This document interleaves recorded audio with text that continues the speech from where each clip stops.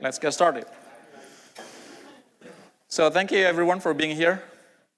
Today we're going to talk about image optimizations. And as I prepare for this talk, I need to find some sample image that I'm going to use in some slides. Following the internet tradition, I was looking for cat pictures. So I launched my Google Photos app and searched for cat. Unfortunately, there was nothing there. Either I didn't have the cat pictures in my collection, or the search algorithm was terrible. But I remember that I went to a zoo in the past, so surely I've seen at least big cat. So I decided, let me just find a picture of tigers. The search revealed something interesting. Among others, it found the picture of my daughter from years ago after she was done with this face painting session. She wanted to be a tiger and her face and all, and this was found by Google Photo apps. I don't know whether they should be happy or terrified. So there you go. You're going to see these pictures in the next couple of slides. Probably the most adorable tiger you've seen for a while. You've taken picture of everything, your kids, your favorite objects, and this and that, and you want to share it with somebody. You want to build it either in a photo album, gallery, or just share the file as is. We find this problem. If you want to share the images with someone, especially someone with difficult internet connection, such as the Bay Area, then you have to think about the size. You don't want that person to wait forever to enjoy the picture. So that's the subject that we're going to discuss today. The objective is really simple. If you already know that you're going to take a picture in either PNG or JPEG format, how do you find so that the file can be as small as possible, and yet it doesn't reduce the visual quality? This is important. There are two constraints here. Because given the first constraint, it's easy. Just shrink it down, and it might look really bad, but you fulfill the first requirement. The second requirement, without fulfilling the first, is also easy. Just keep the file as is. So we're not going to talk about responsive image, how to decide the best format, how to choose between WebP versus JPEG, and so on and so forth, or even about progressive JPEG. This is strictly about, I have PNG file, or I have JPEG file. How do I get the file to be as small as possible without reducing the quality? And instead of just throwing some tools out there, I want all of us to go through a journey trying to understand how PNG really compresses these images and how JPEG really compresses these images. And I think it's a fantastic learning experience to find out why they're different and how we can benefit from that. So let's go to the idea of using these tools, the framework to optimize the image. Here's a chart showing that if this is the original image, which has a large file, which has a large file size, and the highest possible quality. Now, obviously, just reducing the quality and not changing the file size is not acceptable. The picture will look terrible, and we don't gain anything because the size doesn't decrease. Ideal situation will be if you manage to reduce the file size and the quality doesn't change. So the quality keeps at the same level, but the file size decreases. It's very hard to do this. So the most likely outcome is somewhere where it's optimal. You reduce the quality just a little bit, barely, but at the same time, you also enjoy a tremendous decrease in the file size. So let's find some technique that allows us to have this. Now, talking about images, it is interesting how images is just some sort of information theory. The image, the file itself, is essentially the encoded form of all the pixels on the screen. So for the purpose of this talk, what I refer to as images is this array of pixels, and each pixel has a value. The value is the color. Typically, we use the 8-bit RGB to define the colors. A for alpha if you have transparency. Otherwise, you have 24 bits of information for every pixel. Now, sending it as is will not be efficient, and therefore we need to store it in an image. Putting or changing the pixels and the colors into a file is a form of encoding. And then at the end, at the receiving end, when it's returned back into pixels and colors that you can enjoy on your monitor or your screen, that's the form of decoding. Now, what is fascinating about encoding and decoding is there's something called the lossless encoding. That means if I take pixels and colors, encode it to a file, and then get decoded again, the output, the end output is exactly the same as the original pictures. There's also something called lossy encoding, where yes, the image is, the file itself is rough representation of the picture.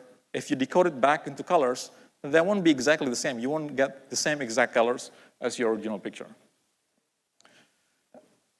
Another fascinating thing about the encoding process is that every encoder usually has different approach and different trade-off. Encoder is this tool that does the encoding. So let's take a look at this. The original picture was 8 megapixels. It's saved by the phone with the JPEG quality of 95. The image is big. The file is over 2 megabytes. If you use one particular encoder and you have the JPEG file out of it, then you get something like 800 kilobytes. And the process was really fast. It's just in the form of seconds. But if you take a different encoder, work on the same pictures, roughly the same quality, the same queue, then you'll end up with the JPEG file, slightly smaller, 2 kilobytes smaller, but somehow the process took longer than seconds. It's 5 minutes. What's different? Why is it one encoder produced something roughly the same, but it took ages, and the other one is really fast? Now, obviously, the first encoder on the left is suitable to be placed inside the phone camera or even your camera, because it's really fast. You don't like to take pictures, and then the camera says, I cannot process anything for the next 5 minutes because I'm saving it. But on the other hand, on the right-hand side, that particular encoder will be interesting because you can use it to save images for your website, for instance, because all the pre-processing that will take 5 minutes happen in the beginning. You can afford to do that if, at the end of the day, the quality or the outcome will be interesting for your audience. So we're going to see why encoders have different trade-offs. All right, so first, we're going to talk about PNG, Portable Network Graphics. This is a format that is extremely popular. It's made it into W3C standard. The full description of the format can be found on that particular RFC. The highlight of Portable Network Graphics format is a form of lossless encoding. It can process grayscale images or index color, and true color in form of RGB, or if you have transparency, RGBA. Index color is very similar to grayscale, but instead of referring to the brightness or the intensity of the color, for every 8-bit value, there's a full 24-bit RGB that is referred by the index color. We're going to see why that's particularly interesting for our optimization purposes. All the color values inside the PNG format is compressed using a well-known compression algorithm that works really good. It's called DFlat. So what is DFlat? DFlat is a combination of two compression algorithms. The first one is Lempel-Ziff, and the other one is Hoffman. These three names are the name of the authors of the compression algorithm. The first one, from Jacob Ziff and Abraham Lempel, a universal algorithm for sequential data compression, that was devised for the first time in 1977, I believe. So it's a very old algorithm. The second one is even older. It's from the 1950s. Now, we're not going to cover Hoffman, but I'll give a brief idea on how Lempel-Ziff algorithm works. And there's nothing better to explain data compression than using the help of Taylor Swift. So if we look at any Taylor Swift fan in the house? Come on, more of you. All right, so we're going to see one particular sentence in one of the songs of Taylor Swift. If you look at the sentence, there are repetition. And the key for Lempel-Ziff algorithm is how to find an encoded format of that sentence in such a way that the patterns that get repeated don't need to get repeated over and over again. We can see that there's a similar sequence of 5 letters, space PLAY. In other words, if we know that the second sequence is the same sequence is appearing for the second time, it's just referral to the first time, then we don't need to store all those 5 letters. In other words, we can replace this with the magic token 514, which basically indicates this is going to be 5 letters, and how do you get that 5 letters? Go back 14 letters before this. And so on. You can see that the next 6 letters are the same, PLA, comma, and space.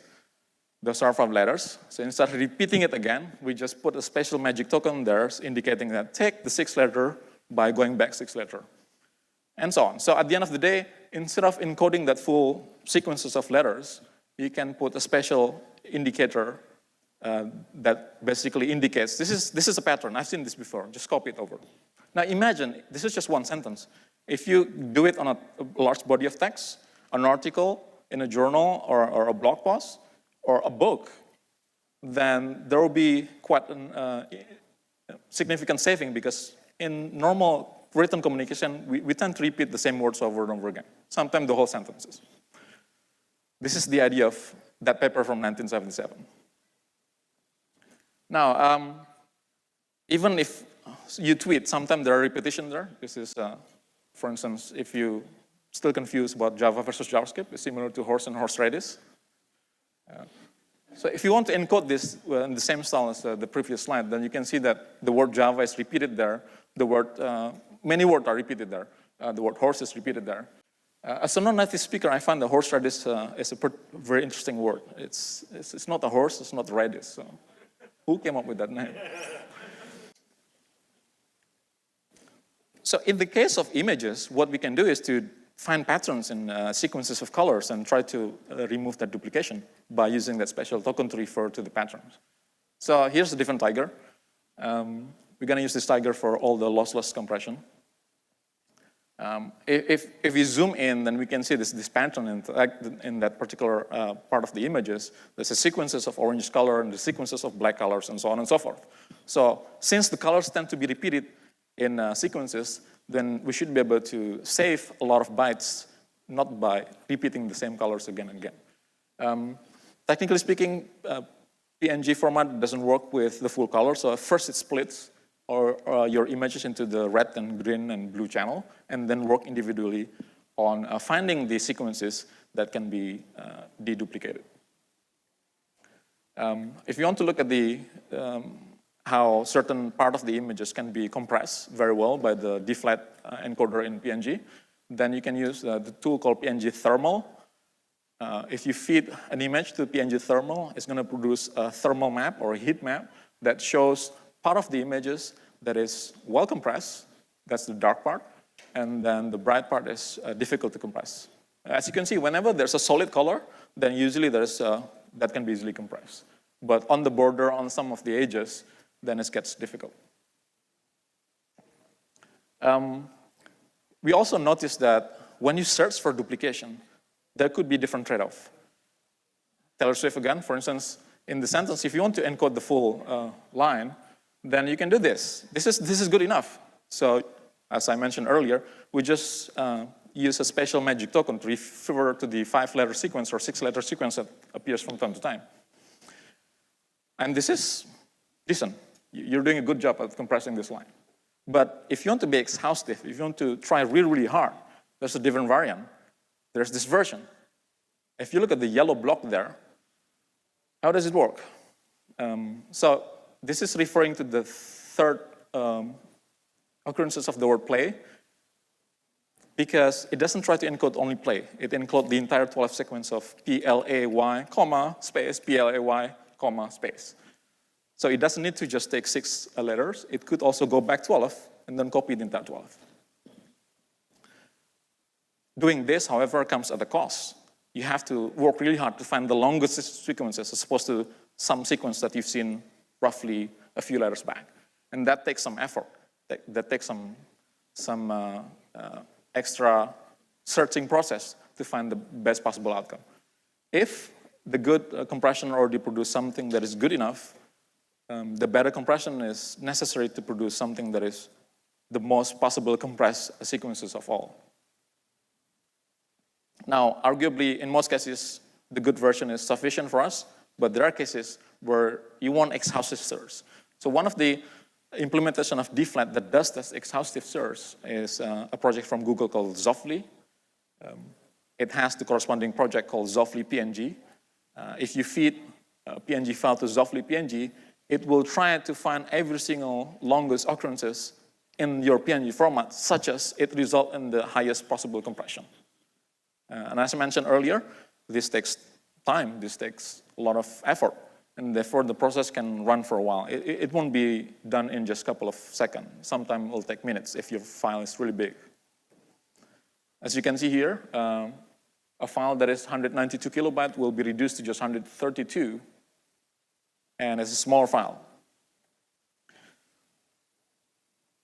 There are cases where this makes sense. For instance, if you work on a web application and some of the icons, some of the images, or the artwork there is in the form of PNG, then run that through Zofly PNG, you're going to burn some time on your computer or CI system, but that result will be beneficial for everyone who visit the website, because they don't need to worry about this. Decoding doesn't make any difference at all with respect to the compression that you're doing through Zofly. In other words, this is basically free. It's reducing the bandwidth for everyone, and you're the only one who's supposed to run this, run your PNG file through this exhaustive deflat. This is just the size comparison again. So that's good, but could we do more? Could we help the compression to get even much better compression? One thing that you could do is to sacrifice the visual quality. And one way to sacrifice the visual quality is to reduce the amount of colors. You can see here that if you find out all the different colors in the tiger picture, there are almost 9,000 colors. This is due to rendering of anti-aliasing. There are not only oranges and black, but all the colors in between, if you zoom in at some of the edges. Well, what if we can reduce it to only 256? And this is fantastic, because with only 256 colors, we can use the index color format of PNG. Instead of using 24 bits, we can now use only 8 bits to encode every single possible color. And that's extremely powerful. So one way, let me show you the differences. So this is 9,000 color, and this is 256. Let me do the fliporama. Can you notice the difference? Almost impossible to notice. Now, if you run it through a fantastic tool that I'll explain later, this is a thermal map of the difference between these two images, then you start to spot the difference, right? There's some in the corner, some on the top right corner as well. But those are hardly noticeable. So in cases where you can safely reduce the amount of unique color in the images down to 256 or even less, 128 or 64, then please do that. Here's a tool that can do that, PNG Quant. You can download it, it's easily available. If you run PNG Quant, it's gonna find all the unique color in the pictures, in your image, and then you can, by default, it will reduce it to 256. There's a command line options that you can set so that it can reduce it to just 64 and 128 color or 30 color, how many you like. Again, it takes some time to produce, to find all the unique colors and produce the histogram and find the approximation of the new color, but it's totally worth it. There's no reason why we need thousands of colors if the image is simple.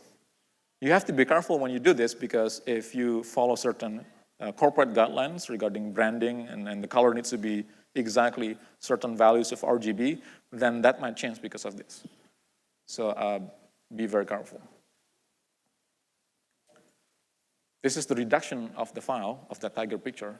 From 130 something, it gets even reduced further to almost only 50, slightly more than 50 kilobytes.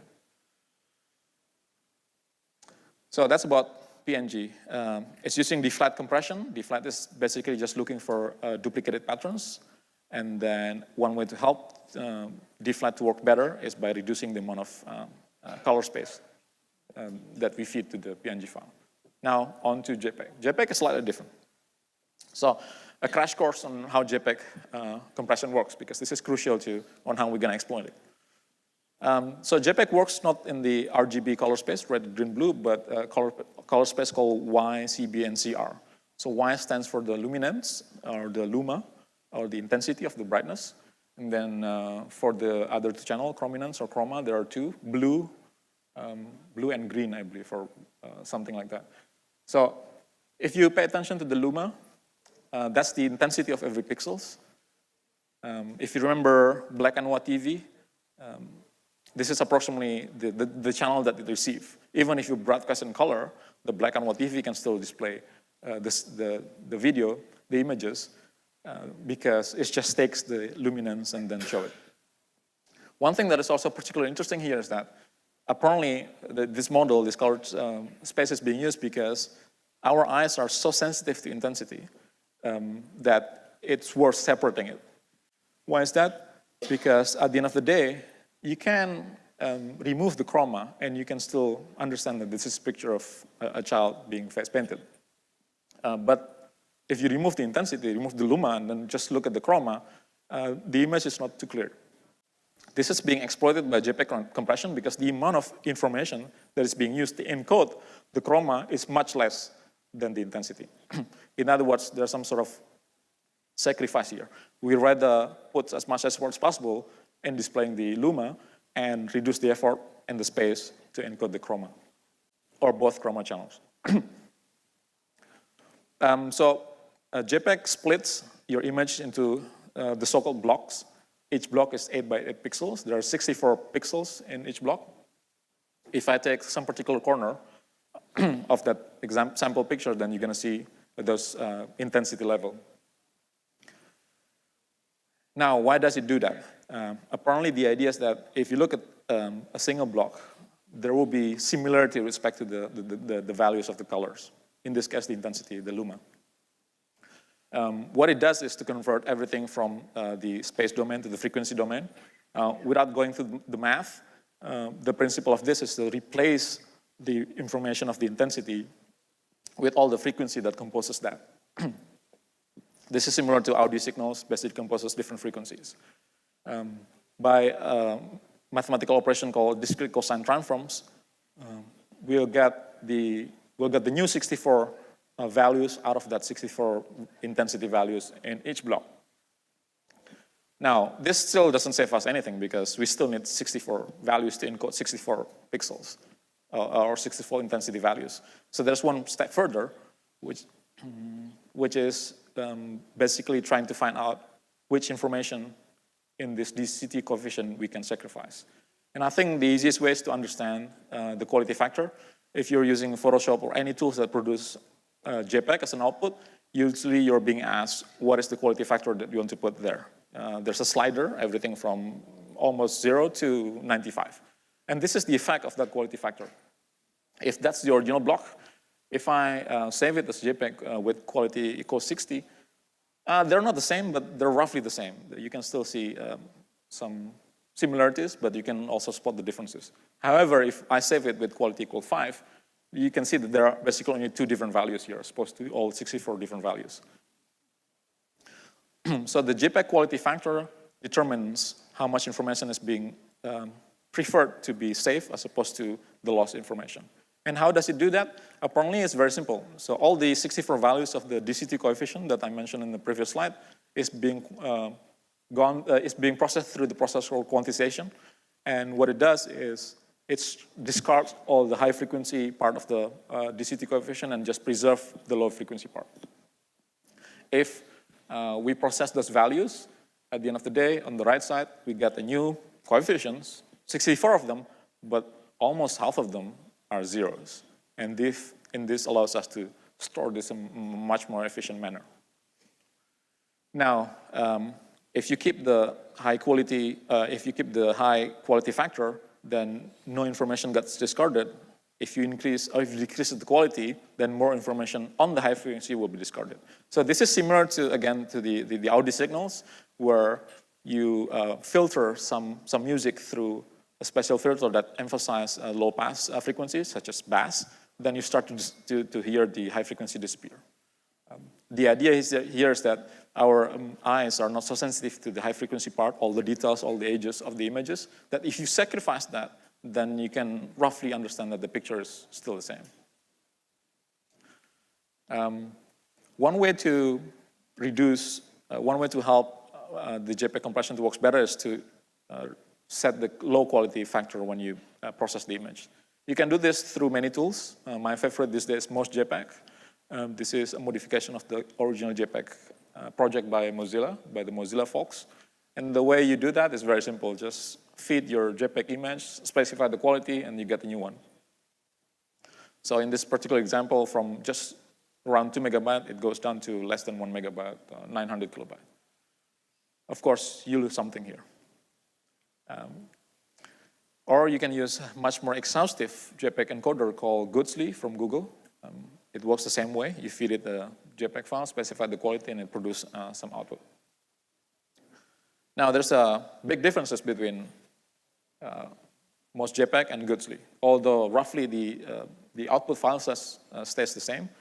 One huge difference is that Guetzli tried to search for all the JPEG optimization settings so that your image will look almost exactly the same as the original one. In other words, it tries very hard to preserve the quality of the image.